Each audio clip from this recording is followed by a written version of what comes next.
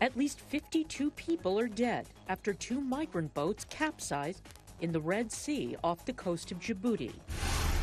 U.S. volunteers participate in a trial with the hope that they can prevent further outbreaks of Ebola in Africa. And a South African artist embraces her roots in a London show. Africa 54 starts right now. Good evening, I'm Esther Gidhu-Ewart in for Vincent Makori. This is Africa 54. We'll have those stories in a moment, but first we begin with the distressing and seemingly endless voyage of 47 migrants who were stranded at sea. Their excursion ended early Thursday morning when they were finally allowed to come to shore at Catania, Italy. The migrants had been blocked at sea off Sicily for 12 days. The standoff came to an end after some 9 European Union countries, including Italy, agreed to take in those who have been trapped on board the Dutch-flagged Sea-Watch vessel since they were rescued off the Libyan coast.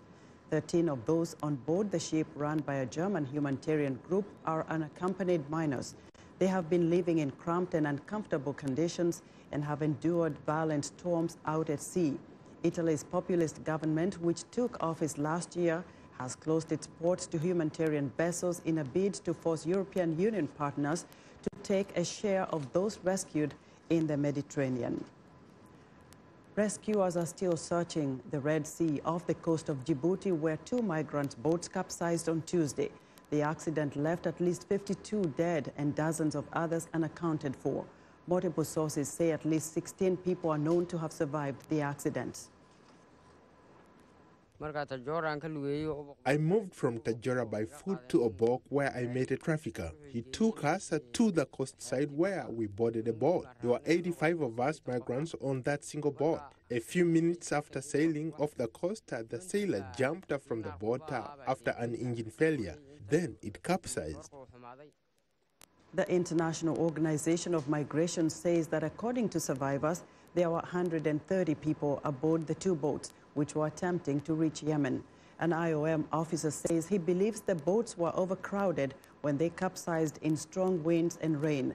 Tens of thousands of migrants from the Horn of Africa try to reach war-torn Yemen each year, hoping to find work in rich countries on the Arabian Peninsula. Now to the Central African Republic, where a UN Security Council arms embargo on the country expires on Thursday. Every year since 2013, the UN Security Council has extended the embargo in order to stabilize the troubled country. On Monday, some 3,000 people in the capital, Bangui, called for the arms ban to be lifted. The country's Prime Minister, Simplice Sarraj, said he would take the demonstrators' petition to President Faustin Touadera. The president pleaded last September at the UN General Assembly for a total lifting of the embargo, saying he wanted his country's forces to work alongside the UN mission in his country to secure peace. Rebels and militia in CAR control about 80% of the country.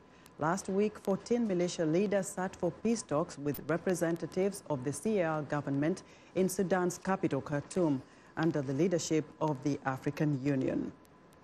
Under the UN arms embargo, weapons shipment must be approved by the UN Security Council's CAR Sanctions Committee, made up of the Council's 15 members, including France and Russia. Now we are going to go deeper on a story we first reported on Wednesday. Scientists in Kenya are warning that poor agricultural practices and climate change are decimating bees and other vital pollinators. The United Nations Food and Agriculture Organization says about $575 billion worth of annual global food production relies directly on pollinators. VOA's Mariama Diallo has more. As pollinators, bees, beetles, and butterflies play a vital role in global food production. Because they are really the free workforce in many crops. Meaning that bees act as agents of pollination, transferring pollen grains from male to female parts of flowers. As a result, seeds are produced. But scientists say the creatures are threatened by a variety of factors, including habitat loss, disease, climate change, and pesticides. All chemicals, and especially pesticides that are applied on a farm, will definitely kill the pollinators. There are other methods people can use to kill the insects that are harmful to your crop, or you ensure that you use those pesticides when the pollinators are not active. Scientist Mary Mwari studies insects at Kenya's Agricultural and Livestock Research Organization. Unfortunately, bees are not managed, especially in Kenya, and therefore pollination in Kenya happens by chance. And because they are not well managed, the pollination is not effective, she explains. So as a result, we are getting fruits and seeds which are not very quality seeds. Apart from being of very low quality, the quantity is also reduced. This affects the crop production in general. In an attempt to solve the problem and ensure future food security, Nairobi's International Center of Insect Physiology and Ecology has started a so-called bee health project. Entomologist Sunday Ekezi. Just like humans, bees have the good and the bad bacteria. So one of the things we do at ISIPE is to look at the good bacteria that they have in their intestine and exploit them for them to use it to enhance and boost their immunity so that they can protect themselves against pests and diseases, against other environmental stressors that are there. According to the UN Food and Agricultural Organization, almost 75% of the world's crops producing fruit and seeds for human consumption depend on pollinators in some way. Mariama Diallo, VOA News. Now, an initiative geared toward empowering women by bridging the gap between Africa and the diaspora is giving hope to younger and older women in Africa and America, thanks to Mariama Keita. She's a Ghanaian-American and founder of the initiative How I Make a Difference, in short, HOIMA. Mariama, a native New Yorker, also represents the current generation of Africans in America who are dedicated to advancing the continent's sustainable development. And she joins me now to tell us more about the initiative. Mariama, welcome to Africa 54. Thank you so much, Esther. It's a great pleasure to be here. Let's start with bridging the gap between Africa and the diaspora. Is this really achievable? Yes, I will definitely say that it is. I think now more than ever, there's a huge momentum of African diaspora and initiatives that are happening globally. The president of Ghana just announced, the year of the return. And you have such a vibrant, I would say, diverse group of people within politics and fashion making headways as a diaspora. And so it's achievable. I just think that everyone has a different entry point. And so defining what that is, which what HOIMA does, is my specific contribution in bridging the gap. So there are so many Africans in the United States and so many of our children born of African immigrants. Mm-hmm. And I'm just wondering, why is it so hard to hear so many of them, reaching out to the continent? How do you make that call? I think it first comes from the will and the desire. I think a lot of times, there's some diaspora who innately just have this desire to give back, but they don't know how. And so you can do it in a small scale or a large scale. And I think for me, HOIMA was inspired through my graduate thesis. I had an opportunity to really chart the success and the history of women's movements in Conakry, Guinea, which you don't really find largely talked about on an international scale. And that led into the inspiration of, okay, I see these are the gaps that are happening on the ground. How can I kind of be the interlocker of making those things visible?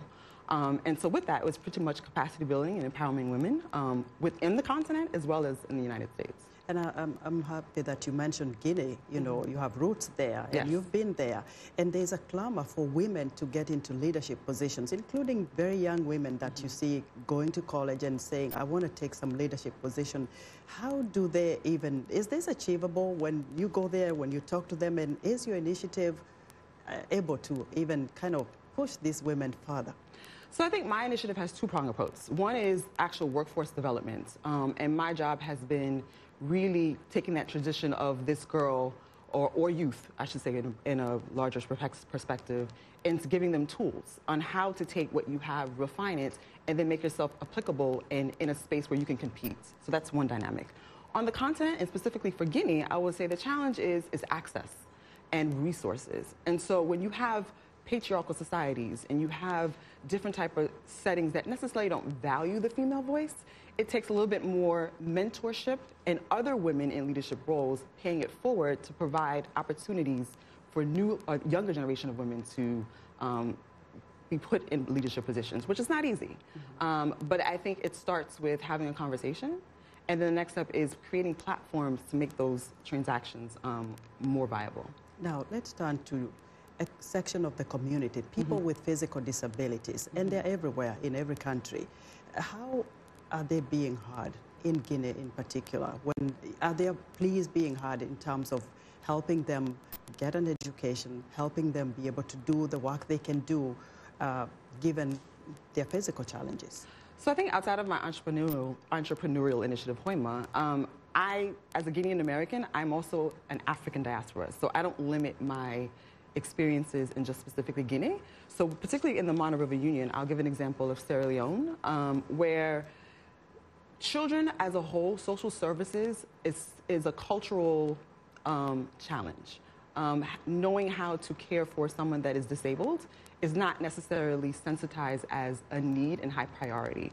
So I think what happens is diaspora play a key role in that, because as people who we're nomads and travel globally, we have opportunities and resources to kind of be the missing link to how can we make these issues more of a priority in country, but at the same time utilize our financial resources and support to contribute to those spaces. And so I will say in the Mana River Union, it's not easy. You know, it's one of the many social dynamics. But we should pay attention to it. Exactly. Mariama, thank you so much for talking to us on Africa 54.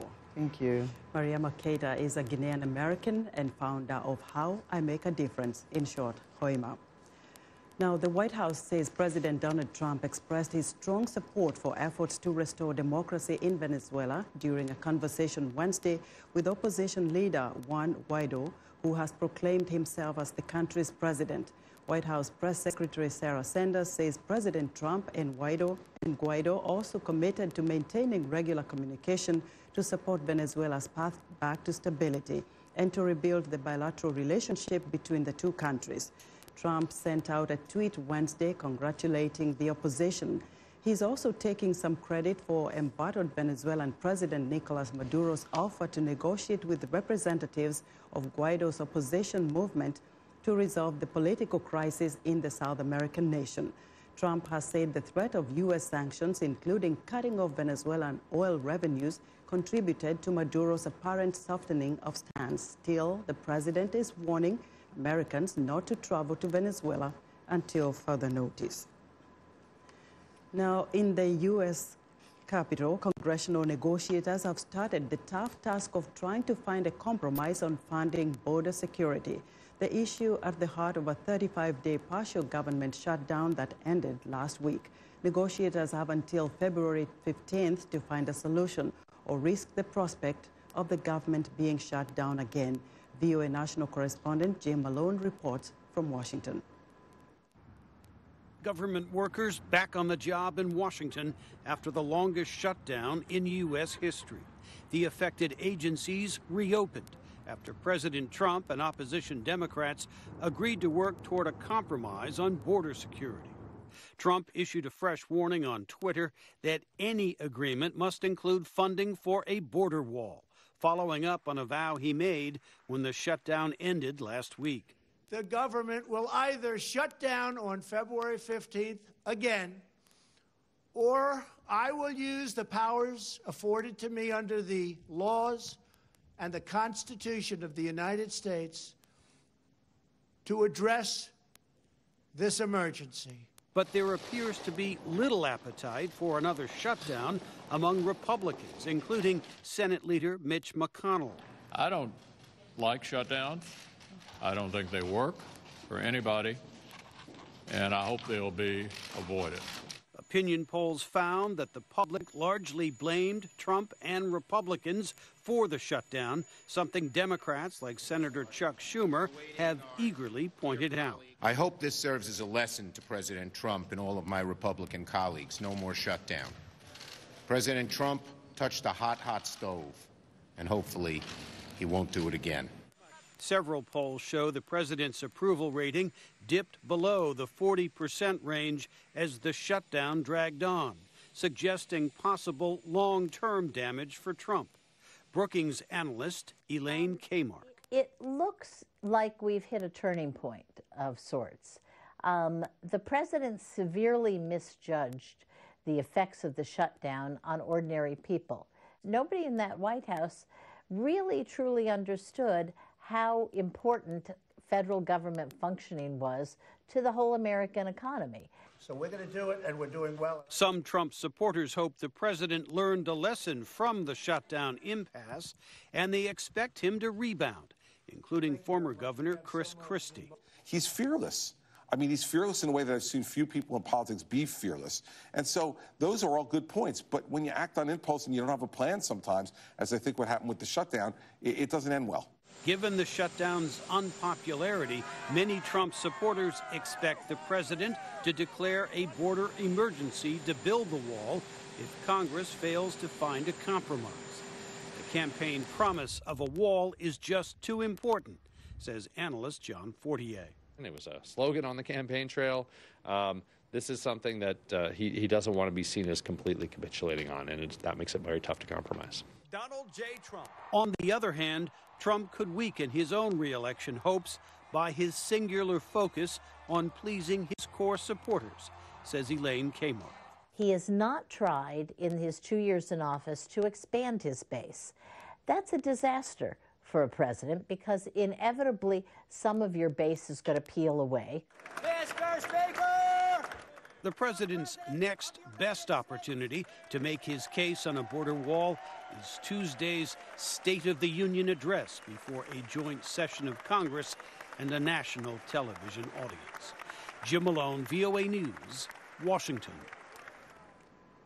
We want to know what you think about Africa 54 and the stories we cover. Join the conversation on Facebook. The address is Africa 54. We're also streaming our show live on Facebook, so check us out and share our show with your friends. Still ahead on Africa 54, U.S. researchers look for a long-lasting Ebola vaccine. But first, a look at Thursday's headlines.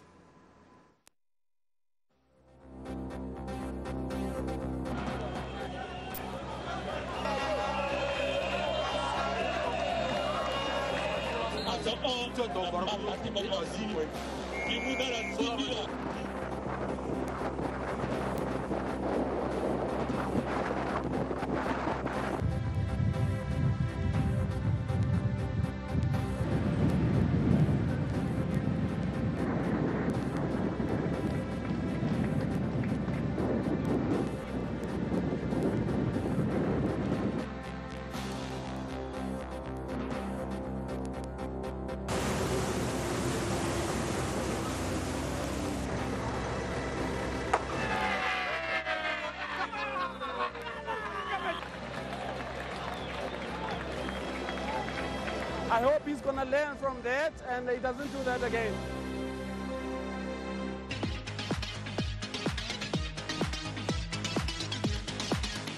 It's time for a health report, and joining us now is Africa 54 health correspondent Lino Mudu with an update on Ebola in the Democratic Republic of Congo. Lino?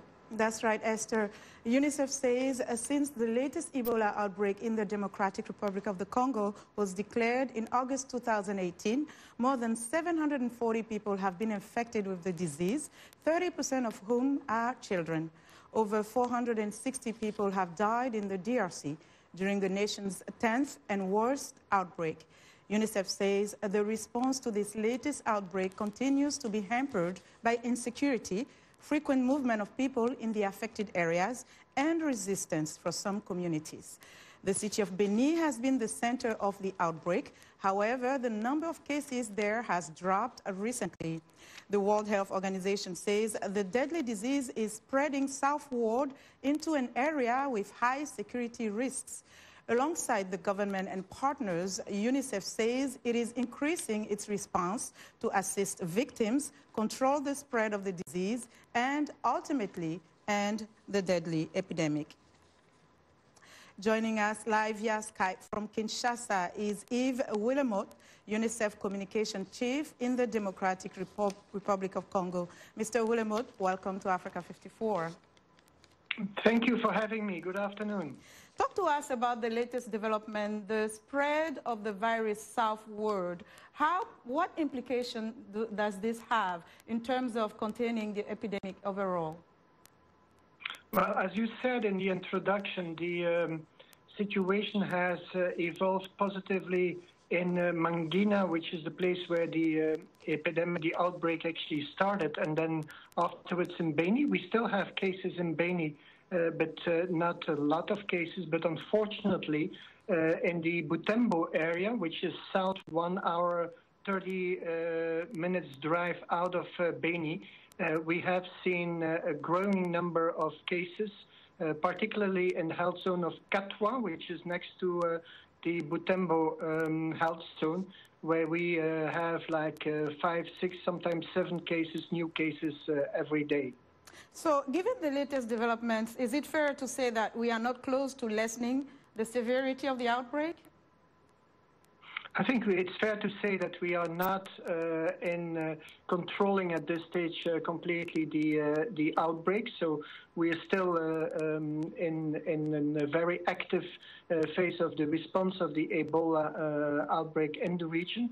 Even though some certain areas, I'm referring to an area north of Beni called Komanda, we haven't had any new case for the last 20 days. So some places are evolving very positively, but unfortunately that particular area south of Beni, the Butembo area, is not evolving positively, and so we expect that we will be developing activities to control the Ebola outbreak for at least another couple of weeks, if not a couple of months. So if a lot has been done, it seems, to contain this epidemic with the use of new tools such as the experimental vaccine and treatment, what more can be done or needs to be done? Well, as you rightly said, the asset we have now in terms of using vaccination is of extreme importance. I think that if we see the figures as we see them today, they're dramatic in terms of 740 people being infected, more than 460 people having died from the disease. They're not at all comparable to what we might have expected without vaccination. Know that right now more than 60,000 people in the affected region have been protected through vaccination. So that has been an important asset. We have to continue to vaccinate people that are in contact with people that have been infected. I think that the key issue to being successful on the long term will be a full community engagement in terms of making sure that people are fully aware of what Ebola is and how they can protect themselves against the disease. Okay, Yves, we have to leave it there. Thank you so much for joining us from Kinshasa. Thank you. And that was Yves Willemot. He is UNICEF Communication Chief in the DRC. And as we mentioned, more than 700 people have been sickened with Ebola in the DRC, and now neighboring countries of South Sudan and Rwanda are bracing for the virus to spread. But half a world away, U.S. researchers are hoping to develop a new, long-lasting vaccine against Ebola. VOA's Carol Pearson has more. In Congo, Ebola claims the lives of 60% of those who get the virus. The disease is so devastating, even those who survive it are shunned. What really makes it frightening is the high mortality rate, the very severe symptoms that people experience, and, the fact that it comes up when not expected. The death rate is high even after a vaccine was used in West Africa during an Ebola outbreak that claimed 11,000 lives. Dr. Paul Spearman is leading a U.S. team of investigators to develop better and longer-lasting vaccines. Researchers are conducting a clinical trial that's testing 2 experimental Ebola vaccines. We're giving one vaccine and followed 1 week later by another vaccine. And that could give you very rapid protection. If the vaccine combination proves effective, it could be used in African countries where Ebola breaks out regularly. These epidemics that occur in several parts of Africa can arise without warning. The vaccines don't contain the Ebola virus, but they produce a major Ebola virus protein that's designed to get the immune system to react. study participants are well aware of the health and humanitarian crisis Ebola causes. Anything that we can do with research, through research, to stop it or prevent it or make it so that it's not something that grows rapidly or spreads rapidly, then I think being a part of something like that is worth it. To see if these vaccines work, researchers test the volunteers' blood samples, which are collected before getting injected with the experimental vaccine and also afterwards.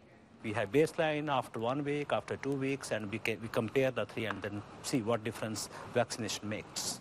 The researchers hope their work could provide clues for other Ebola vaccines, as well as a better understanding of how to build immunity to other pathogens, which are viruses, bacteria, or other bugs that can cause disease. Carol Pearson, VOA News, Washington. And that's our health report for today. To stay in touch, find me on Twitter @LenorMoudou. Back to you, Esther. Thanks, Lenore. Be sure to watch Lenore Moudou's health reports every Tuesday and Thursday right here on Africa 54.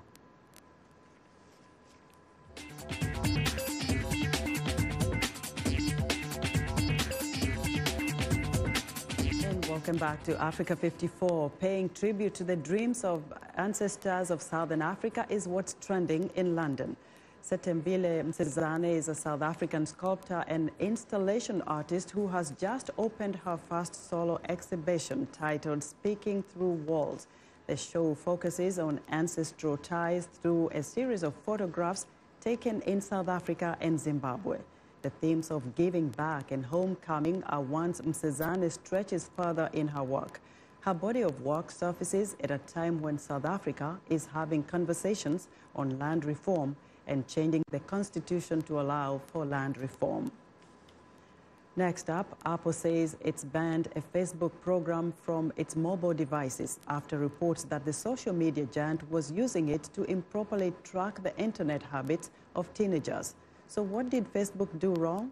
Media reports say the social media giant paid people, even children, to allow Facebook access to their most personal data. It's not clear yet what specifically was used, but according to the website TechCrunch, it could include private emails, web browsing history, location data, and more. Participants as young as 13 got up to $20 a month in the deal.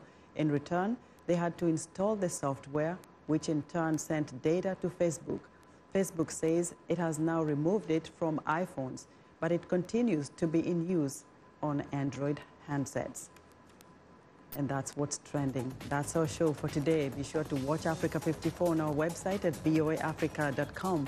For more news, tune into VOA's evening radio show, Africa News Tonight, at 1800 UTC, and in the mornings to Daybreak Africa between 0300 and 0600 UTC, Monday through Friday. Thanks for watching, and good night from Washington.